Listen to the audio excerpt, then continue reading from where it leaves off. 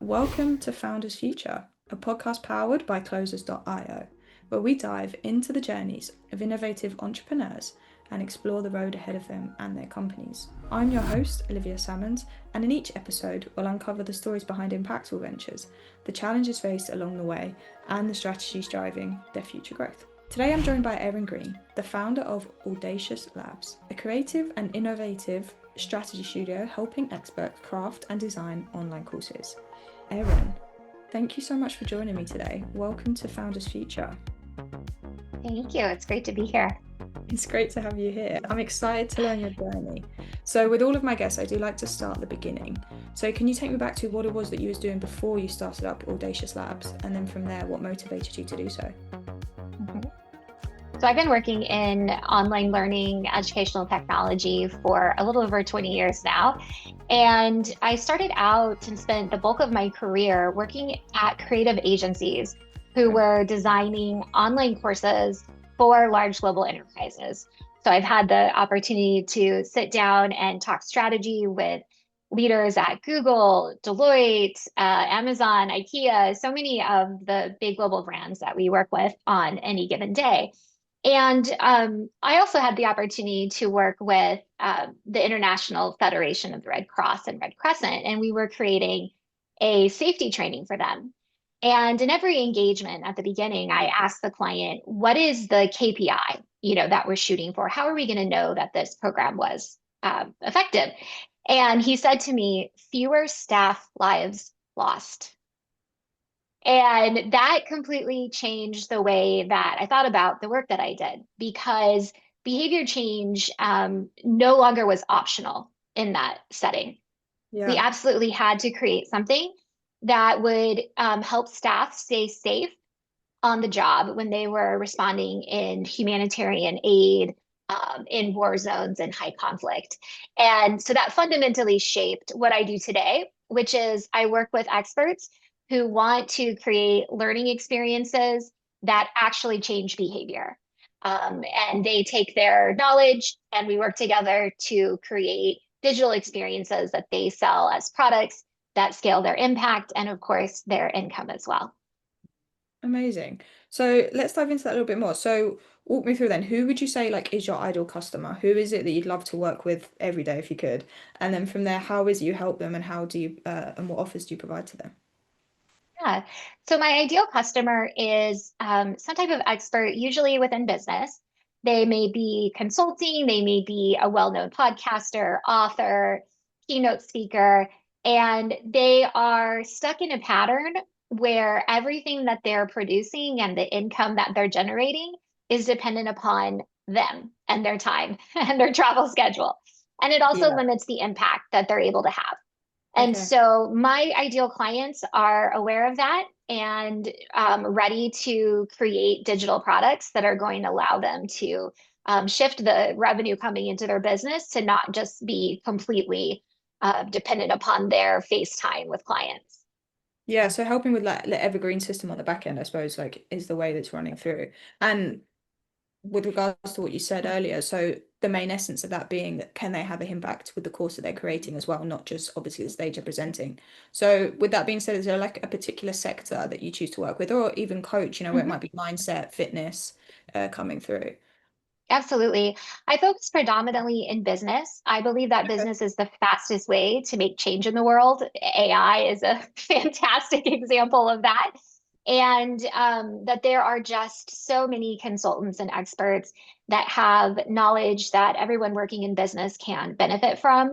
Yeah. And if the people working in business are functioning at higher levels of awareness and consciousness, then, what an impact that can have on the world. So predominantly folks in business, and I do have a few clients that are in other industries. Cool, but business is the main one. And I suppose, as you say, Mhm. yeah, if you're kind of hitting the person at the top of that, it's always going to the trickle down effect of the whatever it is they're looking to have will have a bigger impact moving forward. So yeah, completely makes sense to me. And Yeah. then so walk me through then what it'd be like to work with you. This is on like a one-to-one level. Do we get like up close and personal, or is it more of like a follow-along program that I can do in my own time? I work directly with clients one on one. We have a Hmm. turnkey done for you service. We always Cool. start with market research. I don't want to take someone's hard-earned money and create a product for them if it's just going to fail. Yeah. And so that's a critical first piece. I'm getting ready to launch my first product around that, which is a course idea validator. And it does some incredible market research that I'm super excited to share with the world. And once we've done that research, we start to design the product itself. That's the learning journey, that's the technical experience that's going to go along with it. And what's different about how we do things is we have our own framework that I've created. It's called Hook to Mm. Habit. And it starts by designing an experience with behavior change and new habit adoption in mind. So typically, Okay. when learning is created, it's done from like, I have this expertise and this knowledge, and I'm going to transfer it to you through my book or my keynote or my podcast or whatever, my videos. And we actually flip that completely. And we think about what is the behavior change that we want that end customer to experience, and then what type of learning journey is going to bring that to life for them. Okay, interesting. So I'm curious to see then. So at the moment you're setting up a course for yourself, do you find it different doing it for yourself or helping someone else do it? Do you find there's like a similarity, or is it harder setting up your own course rather than sitting down with someone else and being like, let's move this idea along? Yeah, I mean, I think it's harder. That I think Yeah. most entrepreneurs will tell you that. And what's been interesting about how I've approached my product development is because I'm focused on behavior change, a course isn't always the solution. So Yeah. 18 months ago, I would have created a course on how to validate a course idea. Today, I'm just creating an app for people to use. And so when Okay. we think about courses as a product, we can expand what that looks like. It can be self-paced experiences that an expert never interacts with an end user. It could be a tool that they provide.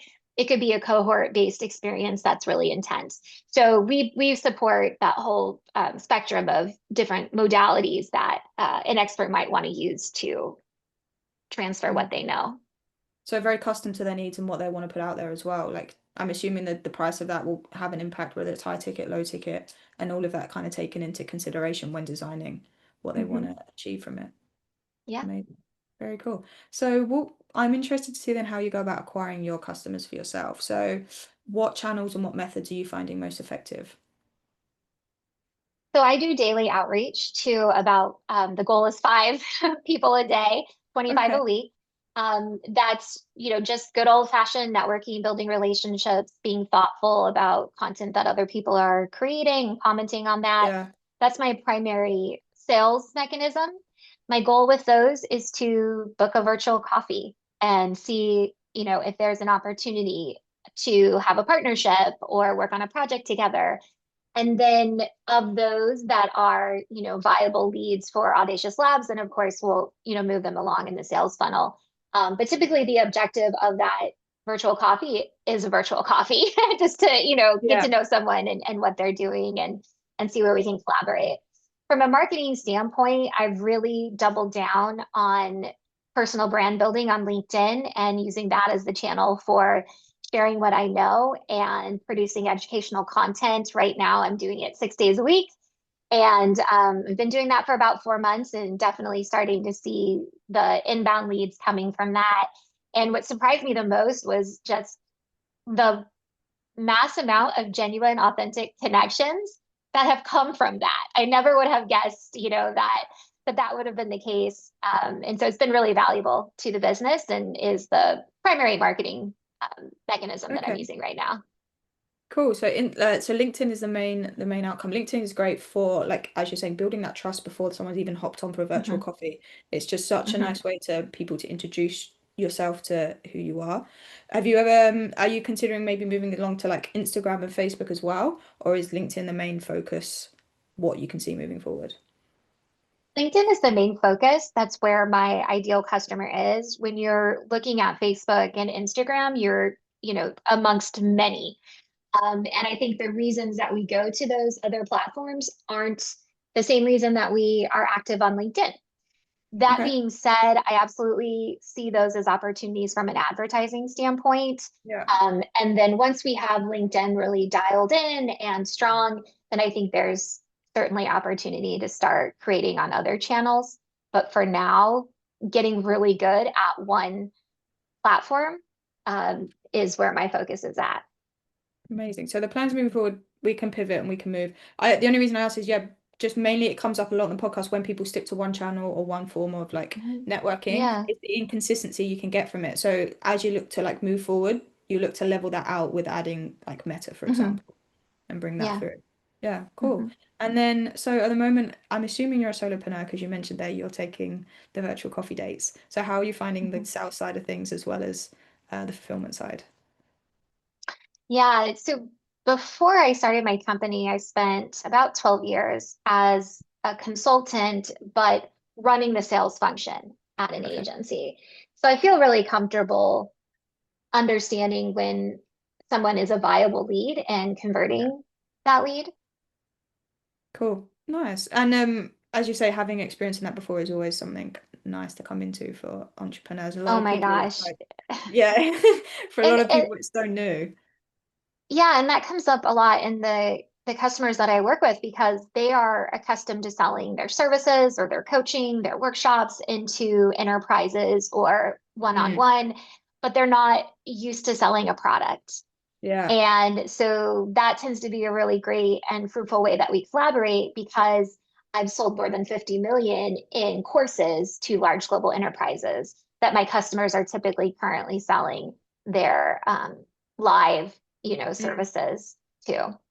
So it's just another thing that helps you stand out amongst the crowd. You can actually help them with the sales process moving forward and not just setting this up Exactly. and leaving you like a sitting duck waiting to see what happens. Exactly. Yeah, we do a lot in terms of sales strategy and marketing strategy for customers because they have the whole problem. Yeah. They need to make a smart business decision with their investment. They need to create a product and they need to take that product to market. And Yeah. so, if we're truly going to serve them from an end-to-end standpoint, then we need to be supporting them across that journey.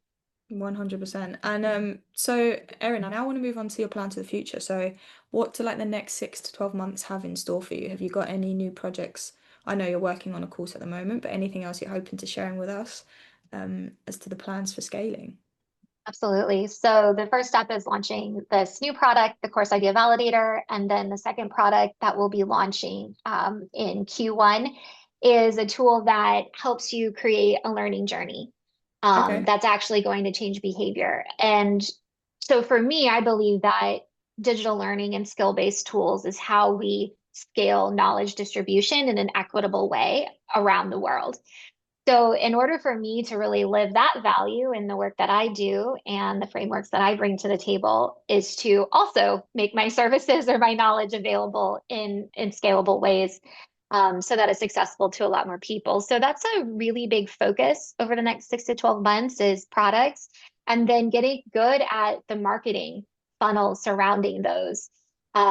It's something I've never had to do before, and certainly one that I'm learning a lot about. And so I think my next dream customer is one who wants to build a course around marketing funnels because we'll have a great synergy for sure. I like that. Marketing, I mean, in aspects, yes, I feel like once you kind of get your head around it, it's very simple. Like ourselves as a company, we push a lot of marketing, so I have the knowledge with me. But like, what are you looking to do? Are you reading up on any courses at the moment, or is it purely just like in the process of getting your head into gear? Definitely in the process. That's the best way to Okay. learn. And then I'm lucky I have some incredible coaches and mentors, as well as marketing specialists that just joined my team, who's helping bring all of that to life. So it's a learning curve. I'm in it every single day, but I'm surrounded by really smart people that are giving me feedback and guiding me, which is the best way to learn a new skill. Amazing. I love that. And then as you think about like your targets, so setting up the courses, and getting them out there, where are you finding the biggest challenge for yourself? Well, that's a great question. So the biggest challenge for customers is typically the platform piece. Mm, And for someone who creates courses over and over and over again through my agency, so far we've been platform agnostic so that we can really choose the platform that's going to be best for that client's particular market and their course. That being said, there's a lot of efficiency available to us if we lock down on one or maybe two. Yeah. And so I think that's one of the challenges that I need to work through and think about from a CEO standpoint, not from the standpoint of behavior change design, Yeah. is what's going to make the most sense for our business. Because from a scaling standpoint, everything cannot be a special snowflake. That's a great way to go out of business. So Yeah, 100%. And a special snowflake is a great way to put it. It's like having a repetitive product that you can constantly keep moving. Do you have like a preferred platform that you prefer to use then or push towards clients? not that I'm going to name right now. Okay, cool. You can tell me afterwards. We'll spell it out. It will spill the beans afterwards. Amazing. Yeah. And Erin, I do have one final question to ask you before we log out. So if you could go back in time, maybe at the start of your own entrepreneurship journey, and you could only leave yourself with one piece of advice moving forward, something you know now but that you didn't know then, what would you say to yourself? Great question. So I'm a bit of a rule breaker, so I'm gonna give you two answers. The first one is I would have invested in really good coaches sooner. Okay. And some of that just, decisiveness comes from understanding what it is that you're creating. But that has moved the needle for me so significantly. And then the second thing I would tell myself is it's okay to let your ideas mature. It's going to take a while to find that exact niche, that exact ideal customer, and Yeah. that's just normal and part of the process. It is. It is so true. And Erin, thank you so much for joining me. Where can our listeners reach out to work with you and connect with you if they would wanted to do so? Absolutely. So you can find me, you can reach out through the website. It's audaciouslabs.io. And then also LinkedIn is a great place to get a hold of me. I'm active there every day and absolutely would love connecting to folks that are listening and look forward to hearing from them. Amazing. So audaciouslabs.io, and then is it Erin Green across LinkedIn? Yes. Perfect. Nice and simple. Amazing. And thank you so much for joining us. And to our listeners, if you enjoyed this episode, please do not forget to subscribe to Founders Future via wherever you listen to your favorite podcasts. And if you are a business owner, specifically a coach, consultant, or agency owner, and you're really looking to scale your business and you want to enhance your sales and marketing efforts, visit closers.io to hop on a call with one of our team and discover how we went from zero to $30 million per year in less than 3 years. But until then, keep on climbing and we will see you on the next one.